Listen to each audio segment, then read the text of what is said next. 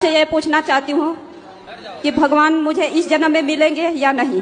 मिलेंगे क्या, मिल चुके, बस पहचानना बाकी है। पति हैं आपके? हाँ जी गुरुजी हैं। पति हैं कि भगवान हैं? जी गुरुजी। क्या जी? गुरुजी मेरे 2 बेटे हैं। पति जो हैं जी वो पति हैं या भगवान हैं? भगवान ही है गुरुजी। तो आप तो कह रहे हो भगवान कब मिलेंगे। कितने साल हो गए ब्याह के? ब्याह के तो हो गए सर 21 साल हो गए। तो 21 साल पहले ही मिल गए थे भगवान, अभी तक नहीं पहचान पाई? पति भगवान ही तो होता है।